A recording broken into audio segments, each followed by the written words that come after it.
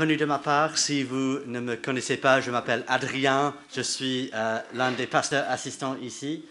Et j'ai la grande joie aujourd'hui de vous apporter un message sur l'un des les passages les plus brillants dans la Bible. Mais on a besoin de l'aide du Saint-Esprit pour nous éclairer. Donc merci de prier avec moi avant de commencer. Nous te remercions, notre Père, pour ce texte magnifique qui nous rassure, qui nous motive dans la vie chrétienne. Que tu puisses m'accorder les mots pour m'exprimer avec clarté, fidélité, avec conviction, que tu puisses être à l'œuvre dans chacun de nos cœurs, que personne ne quitte ces lieux ce matin sans avoir été rassuré, réconforté, motivé pour vivre pour toi de tous nos cœurs. Et on prie au nom de Jésus. Amen.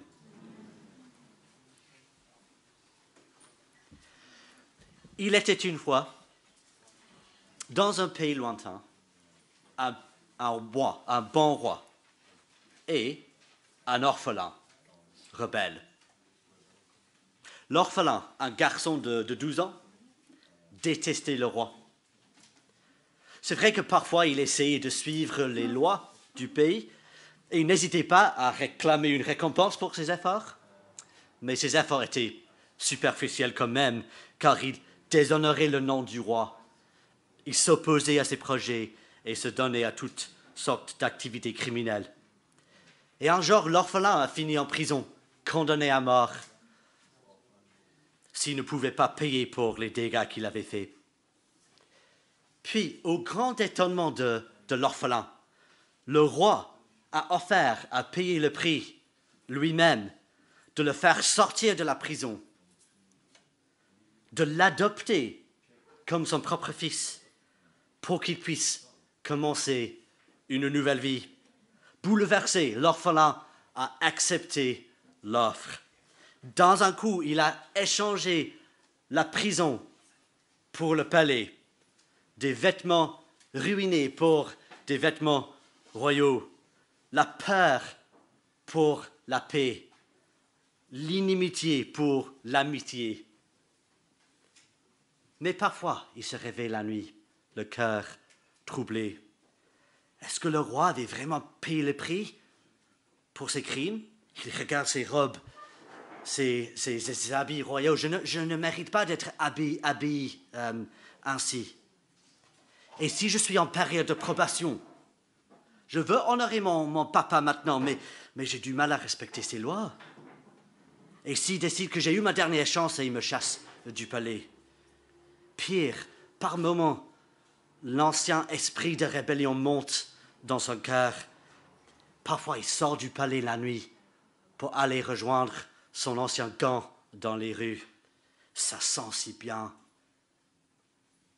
Et au final, c'est pas trop grave, il est sous la grâce du roi maintenant, non? Mais le matin, il est honteux, découragé, même effrayé, et il se cache pour éviter le roi. Cette histoire est bien sûr notre histoire. Dans sa grâce infinie, Dieu, le roi, a offert de payer le prix pour nos péchés à la croix, pour que nous puissions désormais vivre en amitié avec lui. Et nous avons accepté cette offre par la foi. Cela correspond au chapitre 1 à 5 de la lettre aux Romains. Si les 66 livres de la Bible sont une chaîne de montagnes, on pourrait peut-être dire que la lettre aux Romains, c'est la montagne la plus élevée.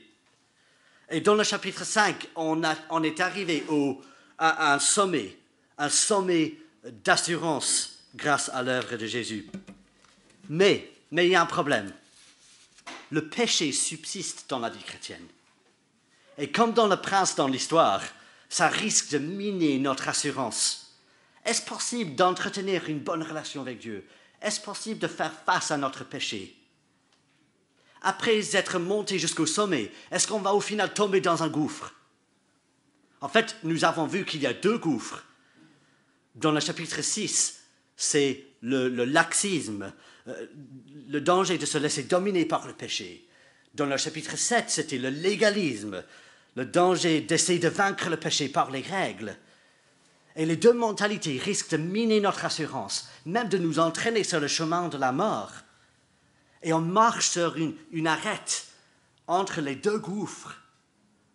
Alors, sur cette arête périleuse, où est l'assurance? Paul nous a déjà donné les réponses pour nous guider en sécurité tout le long de cette arête. Et on arrive au début du chapitre 8 et on découvre que cette arête nous a amenés gentiment à un sommet même plus élevé que celui du chapitre 5. Vous voyez cela, verset 1. Il n'y a donc maintenant aucune condamnation pour ceux qui sont en Jésus-Christ. Et c'est ainsi que Paul introduit le but principal de ce chapitre 8, l'assurance. Une assurance même plus sûre, un sommet même plus élevé que celui du chapitre 5. Et donc, si vous regardez le péché dans votre vie, et vous avez toujours du mal à croire avec certitude qu'il n'y a aucune condamnation, je sympathise. On est parfois bloqué dans les chapitres 6 et 7, accroché à l'arête. Mais Paul dit, montez jusqu'au sommet. C'est possible, voire essentiel pour la vie chrétienne. Et le chapitre 8 a pour but de nous accorder cette assurance. L'essentiel se trouve déjà dans les deux premiers versets. Vous voyez ça? Il n'y a donc maintenant. Le donc, ça fait référence aux arguments précédents pour expliquer pourquoi il n'y a donc maintenant aucune condamnation. Et c'est ce qu'il va faire dans un instant, il va nous rappeler tout cela. Mais il ajoute aussi le verset 2, « En effet, la loi de l'esprit de vie en Jésus-Christ m'a affranchi de la loi du péché et de la mort. » Au cœur de notre assurance se trouve le Saint-Esprit. Car la loi de l'esprit, c'est-à-dire l'œuvre de l'esprit, nous libère du péché. Voici donc l'essentiel ce matin. C'est sur vos livrets. Soyez rassurés, l'esprit est à l'œuvre. Et nous allons maintenant parcourir les trois grandes explications qui suivent. Et le but de ces explications, c'est d'appuyer le propos central. Soyez rassurés, l'esprit est à l'œuvre. Vous avez les trois explications dans vos livrets. Donc, première explication, versets 3 et 4. Christ a pris votre condamnation. C'est un rappel de ce qu'il a déjà dit dans les chapitres 3 à 5 sur l'œuvre de Christ à la croix. Après tout, ça c'est le fondement pour toutes les explications qui suivent. Verset 3. Car, chose impossible à la loi, parce que la chair la rendait sans force, Dieu a condamné le péché dans la chair, en envoyant, à cause du péché, son propre Fils dans une chair semblable à celle du péché. Ouf, qu'est-ce que ça veut dire? Paul a déjà démontré dans les chapitres 2 et 3 que personne n'est capable d'obéir à la loi à cause du péché. Et c'est pourquoi la chair, c'est-à-dire notre ancienne nature pécheresse, rendait la loi sans force. Elle ne peut pas nous sauver. Mais Dieu a fait ce que la loi ne peut pas faire. Jésus est devenu un être humain comme nous, mais sans péché, afin de mourir à notre place. Un sacrifice pour satisfaire la justice et la colère de Dieu sur le péché humain. Dieu a donc déjà condamné notre péché en Jésus sur la croix, afin que, verset 4, la justice de la loi soit accomplie en nous. La loi demandait une punition pour le péché. Jésus l'a satisfaite. La loi demandait la perfection. Jésus nous a rendus parfaits. Et cela, c'est essentiel non seulement pour le salut, mais aussi pour la vie chrétienne. Parce que nous ne sommes toujours pas capables d'atteindre la justice exigée par la loi. Chaque jour, notre péché mérite la condamnation. Mais Jésus est mort pour nos péchés passés, présents, futurs. Il nous a rendus justes pour toujours. Lorsqu'on pêche, ce n'est pas comme si on redevient impur ou comme si on retombe sous la condamnation. Soyez rassurés, il n'y a donc maintenant aucune condamnation, même pas une ombre de condamnation. Vous me dites peut-être, ok, très bien, mais pour moi, le problème, c'est plutôt que j'ai peur que je vais abandonner Dieu. Écoutez donc la deuxième explication pour notre assurance. Vous êtes libérés de la loi et du péché pour marcher selon l'Esprit. Vous êtes libérés de la loi et du péché pour marcher selon l'Esprit. Le verset 4 dit que Jésus est mort afin que la justice de la loi soit accomplie en nous, qui marchons non selon la chair, mais selon l'Esprit. Avant d'être chrétien, c'était impossible de vivre d'une manière juste. Mais à cause de la croix, nous sommes non seulement rendus justes, mais l'Esprit vient habiter en nous et nous rend capables maintenant de vivre d'une manière juste. Pourquoi est-ce que c'est si important pour notre assurance ça? Parce que vivre en bonne relation avec Dieu n'est pas facultatif. Ça fait partie de l'offre du salut. Imagine que tu vas chez Proximus pour acheter un nouveau téléphone portable et le téléphone vient normalement avec un abonnement pour que tu puisses avoir accès au réseau mobile, accès à l'Internet. Imagine que tu dis « Ah non, je ne veux pas l'abonnement, je veux juste avoir l'objet, je vais faire rien avec, hein, juste pour regarder. » Le vendeur va répondre « Excusez-moi, mais l'abonnement, c'est compris dans le prix. Si vous n'avez aucune intention d'utiliser l'abonnement, je ne vois pas pourquoi je devrais vous vendre le téléphone. » De même, quand Jésus nous a sauvés, c'était pour marcher en amitié avec Dieu. C'est une offre tout compris, si on veut. On ne peut pas dire « Non, je veux le pardon des péchés, mais je ne veux pas vivre en amitié avec Dieu. » Dieu va répondre « Ça ne marche pas comme ça. Tu acceptes de vivre en relation avec moi, sinon je ne vais pas pardonner tes péchés. » Ce n'est pas qu'on gagne sa faveur par nos œuvres, c'est pas ça. Mais si on ne veut pas vivre en amitié avec Dieu, on ne veut pas le pardon des péchés non plus. Le problème, c'est que nous ne sommes pas par nature capables de vivre pour Dieu. Verset 7 dit « L'affection de la chair, c'est-à-dire les désirs de notre nature pécheresse, est inimitié contre Dieu, parce qu'elle ne se soumet pas à la loi de Dieu. Elle ne le peut même pas. Or, ceux qui vivent selon la chair ne sauraient plaire à Dieu. » En théorie, Dieu pourrait très bien nous pardonner, mais s'il ne nous donne aucune capacité de dire non au péché, on resterait hostile. On tomberait de nouveau sous sa condamnation. Peut-être que vous craignez que vous n'avez toujours pas la capacité de résister au péché, que vous allez finir par abandonner Dieu. Je pense que Paul fait écho ici au problème dans le chapitre 6, le laxisme. Tu as déjà entendu ou dit ce genre de propos. Le péché est trop fort pour moi. Je ne peux pas le vaincre. Oh, c'est mon ancienne nature. Dieu m'a laissé comme ça. Je ne peux rien faire. Ou de toute façon, je suis sous la grâce, donc ce n'est pas grave si je pêche. Mais non, Paul a dit, on n'a pas de licence pour continuer à pécher. Verset 6, l'affection de la chair, c'est la mort. Ça ne veut pas dire que si on commet un péché, on est condamné, bien sûr, c'est pas ça. Mais si on continue à vivre pour le péché, intentionnellement, sans repentance, on ne veut pas être sauvé. C'est donc essentiel pour notre salut, pour notre assurance et pour notre salut tout court, que Dieu nous libère de l'emprise du péché. Et c'est ce qu'il a fait. Chapitre 6. Notre ancienne nature pécheresse a été crucifiée. Nous avons été libérés de la domination du péché. On a maintenant envie de vivre en conformité avec notre nouvelle nature pour servir notre nouveau maître.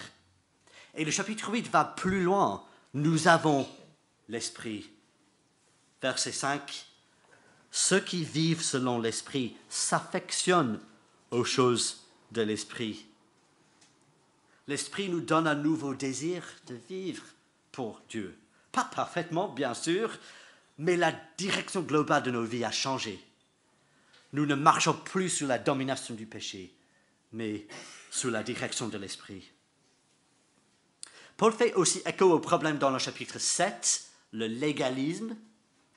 Nous avons vu la semaine passée que le chapitre est débattu, mais Paul fait probablement référence aux Juifs qui approuvaient la loi en principe, mais à cause du péché, ils n'étaient jamais capables de la respecter. Il y a des avis divergents ici. Nous sommes tous d'accord que nous ne pouvons pas être sauvés par la loi, mais certains diraient que nous devons maintenant respecter la loi de Moïse, ou au moins les lois dites morales, pour grandir dans la sainteté. Personnellement, je pense que Paul nous met en garde contre cette approche. Nous avons vu dans chapitre 7 et verset 6 que le service de la loi a été remplacé par le service selon l'Esprit. Certains diraient oui, mais la différence c'est que l'Esprit nous aide maintenant à obéir à la loi. Et si c'est votre position, je la respecte. Nos deux positions ne sont pas sont assez proches, je pense. C'est subtil. Mais je pense quand même que Paul dit que même avec l'Esprit, la loi ne marche pas. La loi est bonne, mais nous n'arrivons jamais à vivre d'une manière juste en suivant des règles écrites. Au contraire, des règles ont tendance à provoquer le péché. Par exemple, on voit un panneau sur la route, 50 km par heure. Qu'est-ce qu'on a envie de faire? 55. Ou on se dit, oh, ok, je vais rouler à 50, mais 50 piles, à tout moment, c'est mon droit. Et on s'en fiche de ce virage avec les enfants sur le trottoir, où ce serait plus sage de faire 30. Vous voyez, on s'en fiche de la justice et de la bonté. On veut juste avoir le maximum de liberté personnelle, tout en étant satisfait qu'on a coché la case de la loi. Mais si on nous dit plutôt, attention, il y a des enfants dans ce quartier. Au lieu de suivre la loi à la lettre, on va utiliser notre bon sens, notre compassion, pour conduire à une vitesse sage. Ou imagine que j'ai une liste de règles affichée à ma porte. Je la regarde le matin. Par exemple, tu ne commettras pas d'adultère. C'est une très bonne règle. Mais au pire des cas, cette règle sème en moi le désir de désobéir. Au plus probable, je vais suivre la règle à la lettre et je serai satisfait de moi-même d'avoir coché la case. Et on pense avoir obéi à la loi sur l'adultère, mais on se permet le droit de regarder une femme avec convoitise. Dieu ne veut pas que nous cochions la case, mais que nous l'aimions et aimions nos prochains avec tous nos cœurs. Et cela nous ramène à la vie dans l'Esprit. L'Esprit nous libère de la loi, non pas pour faire n'importe quoi, mais pour se donner entièrement à Dieu et à nos prochains. Il dirige nos regards vers la beauté de la grâce de Dieu, vers la beauté de la sainteté, et nous rend nos cœurs désireux de vivre pour Dieu entièrement. Et l'ironie, vous voyez ça, verset 4, c'est que lorsqu'on vit comme ça, on finit par accomplir la justice que la loi exigeait. Pour revenir en arrière, pourquoi est-ce que tout ça c'est important? Pour l'assurance. Rappelez-vous que vivre en bonne relation avec Dieu, ça fait partie intégrale de l'offre du salut. Si on n'était pas libéré de la domination du péché, de la loi, ce serait impossible de vivre cette nouvelle vie.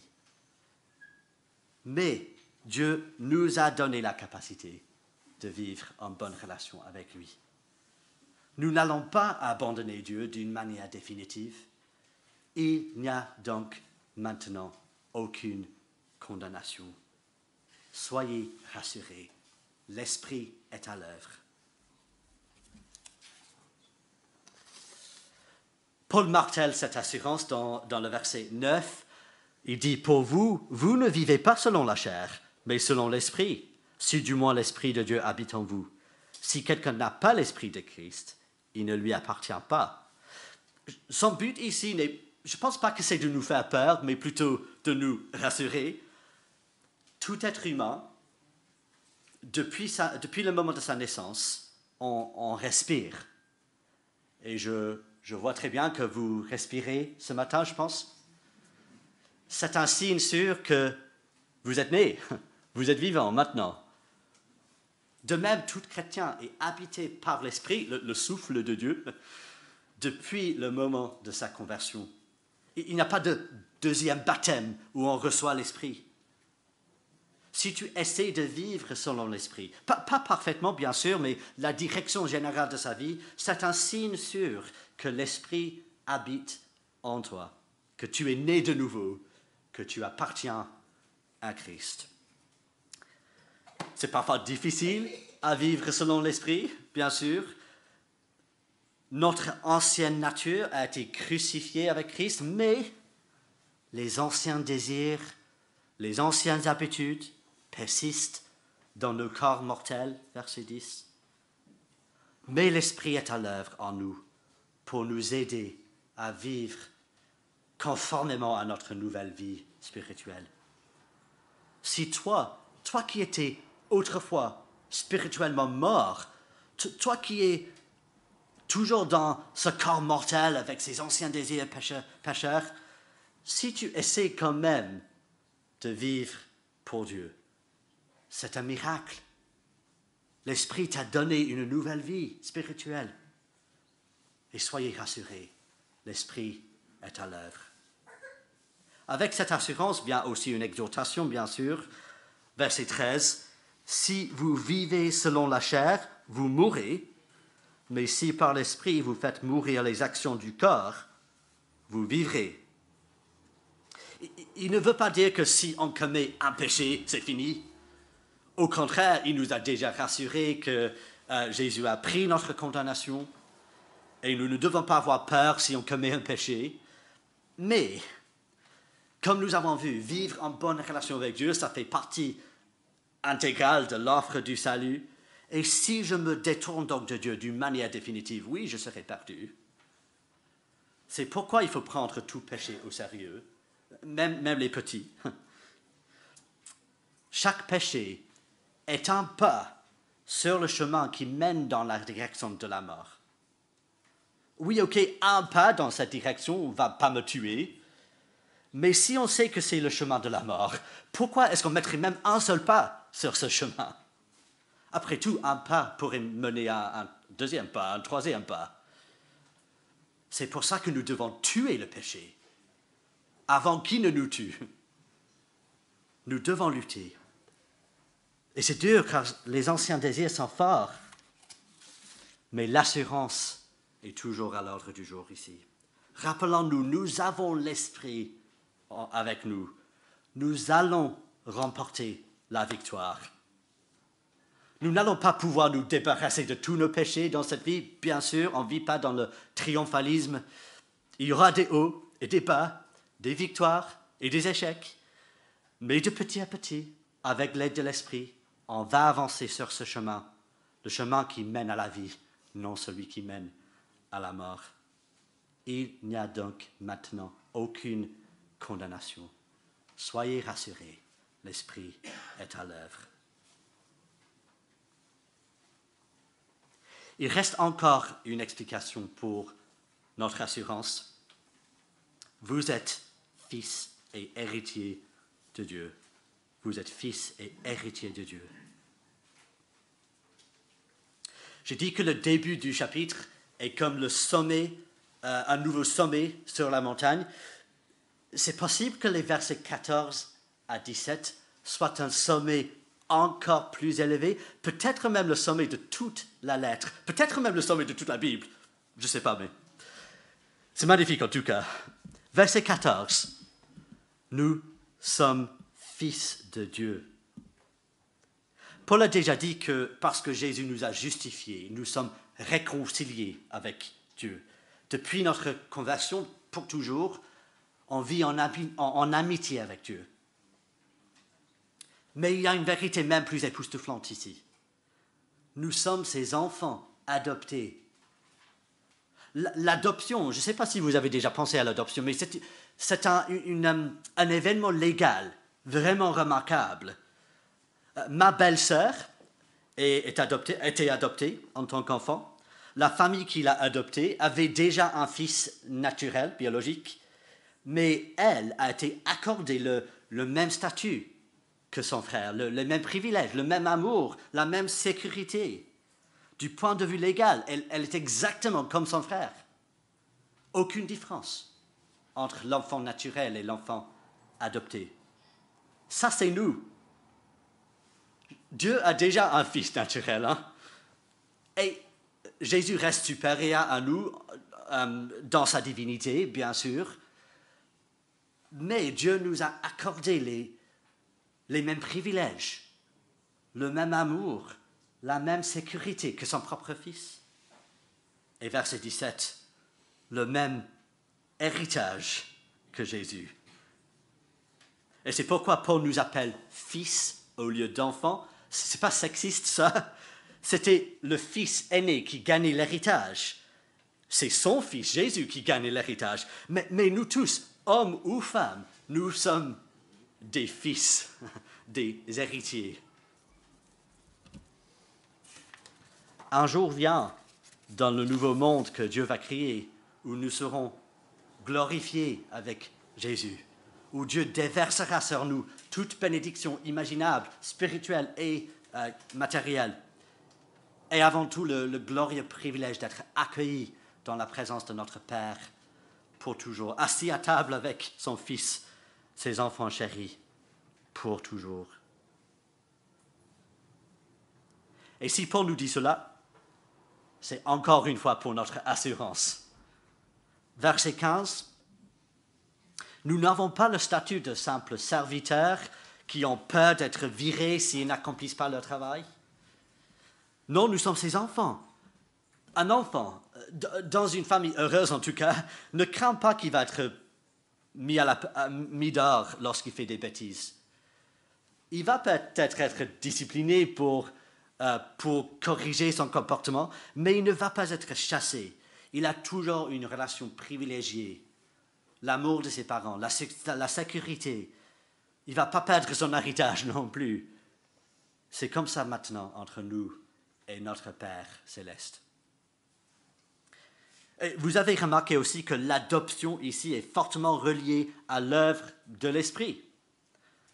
Nous avons vu que si nous vivons selon l'Esprit, ça devrait nous rassurer que nous avons vraiment l'Esprit, nous appartenons vraiment à Christ. Dans le verset 14, Paul dit que si nous vivons selon l'Esprit, c'est aussi un signe que nous sommes fils de Dieu. Pourquoi ? Parce qu'être un enfant de Dieu implique aussi une nouvelle façon de vivre. Cela nous rappelle encore une fois que vivre pour Dieu fait partie intégrale de l'offre du salut. Et quand un enfant est adopté, il y a toutes sortes d'implications. L'enfant doit aller vivre avec ses nouveaux parents. Il doit prendre leur nom. Il doit obéir à ses parents. Il doit apprendre à vivre comme un membre de la famille. Et si l'enfant ne veut pas tout ça, il n'a pas envie d'être adopté. Dieu nous a adoptés afin que nous vivions désormais en proximité avec notre Père, que nous lui obéissions, que nous nous comportions comme son propre Fils. Vous voyez, les fils de Dieu ont un mandat. Tu ne peux pas être un fils de Dieu sans aussi être un soldat. Tous les vrais fils sont en guerre contre tout ce qui ne plaît pas à leur Père. Il y a un avertissement ici, c'est vrai. Si nous prétendons avoir l'Esprit et être fils de Dieu, nous devons accepter ce mandat qui va avec. Nous devons souffrir avec Jésus, comme le dit le verset 17. Sinon, nous ne sommes pas fils de Dieu. nous ne gagnerons pas cet héritage glorieux. Mais je pense que le but principal est toujours l'assurance ici. Est-ce que tu essaies de combattre le péché et de vivre selon l'esprit? Oui, on tombe souvent. On peut même passer par des périodes de défaite. Mais la question c'est, est-ce qu'il y a une bataille dans ton cœur? Tu penses que la bataille est un signe qu'il y a un problème? Mais non, c'est la preuve que tu es un vrai fils de Dieu. Un non-chrétien ne lutte pas du tout. Est-ce que tu es parfois dans une bataille si intense, si difficile, que tu ne sais même pas comment t'en sortir? Est-ce que ça t'arrive de crier vers Dieu, « Père, au secours !» C'est un signe encore plus certain que tu es un fils. Je pense que ça, c'est le sens des versets 15 et 16, lorsque nous crions « Abba, Père !» au cœur de la bataille. C'est là que l'Esprit lui-même rend témoignage à notre esprit que nous sommes enfants de Dieu. C'est ça, si c'est ça ton cri, prends courage. Tu as l'Esprit, tu es un fils de Dieu, tu vas gagner l'héritage. Il n'y a donc maintenant aucune condamnation. Soyez rassurés, l'Esprit est à l'œuvre. Dans l'histoire, au début, l'orphelin qui est devenu un prince manquait de l'assurance. Qu'est-ce qu'il devrait faire pour être rassuré? Il devrait se rappeler que le roi a vraiment payé le prix pour ses crimes. Il devrait regarder le changement qui a eu lieu dans sa vie. Son nouveau palais, ses nouveaux habits. Oui, les anciens désirs restent, mais il a choisi cette nouvelle vie. Chaque matin, il se réveille quand même des habits royaux. Il devrait se rappeler qu'il n'est plus un orphelin rebelle sous la loi, mais un prince sous la faveur de son papa, un fils adopté du roi avec un héritage glorieux. Et s'il y a un conflit dans son cœur, c'est parce qu'il sait qu'un prince ne devrait pas se comporter ainsi. Tout d'un coup, il a envie de courir vers son papa. Et son papa le tient dans ses bras. « Tu es mon fils. Il ne faut plus avoir peur. N'abandonne pas. » L'assurance commence à monter dans son cœur, et avec l'assurance, la motivation aussi. « Oh, mon papa m'aime, j'ai envie de lui plaire. L'orphelin rebelle, ce n'est plus moi. J'ai envie de me comporter comme le fils, comme le prince que je suis.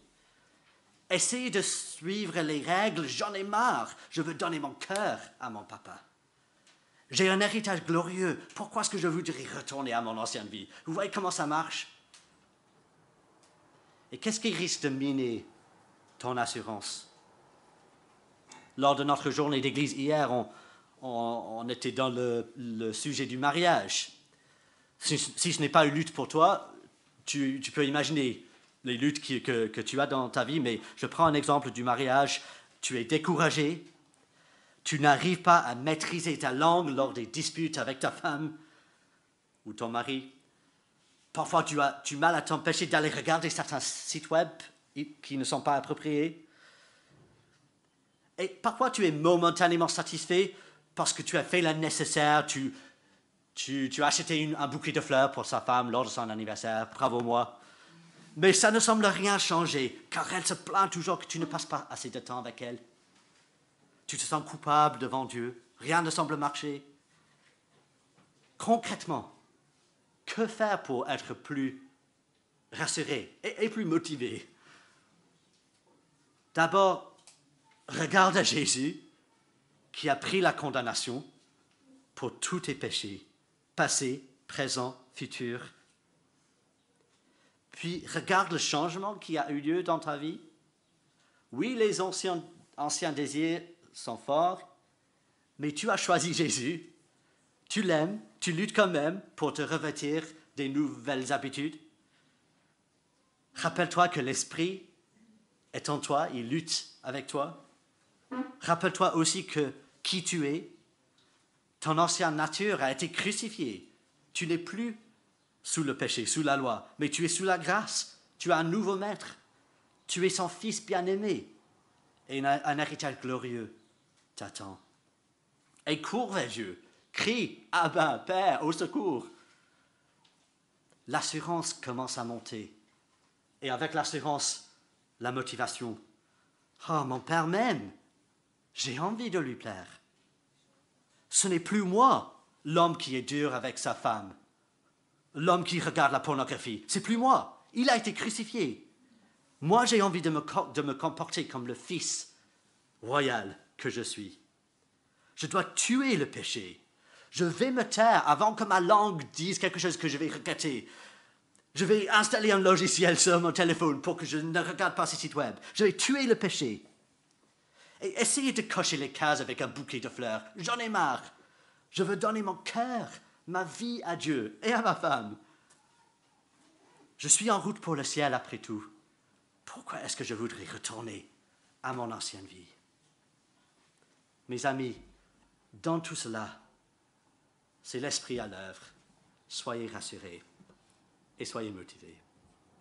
Prions. Seigneur, nous te remercions pour ce texte magnifique qui nous rassure de notre statut, que Jésus a pris notre condamnation, que nous avons une nouvelle vie dans l'Esprit, que nous sommes libérés de la domination du péché et de la loi, et que nous sommes fils, héritiers de Dieu. Aide-nous si nous sommes découragés, si nous manquons d'assurance, si nous manquons de motivation. Aide-nous à courir vers toi, Abba Père, être rassurés que nous sommes tes fils, nous sommes sur le chemin qui mène à la vie. Donne-nous de la motivation à tuer le péché dans nos vies, à vivre comme les fils que nous sommes. Et nous attendons ce jour glorieux où nous serons avec toi, tes fils, tes héritiers, dans un monde où il n'y aura plus de péché, il n'y aura plus de crainte ni doute. On prie au nom de Jésus. Amen.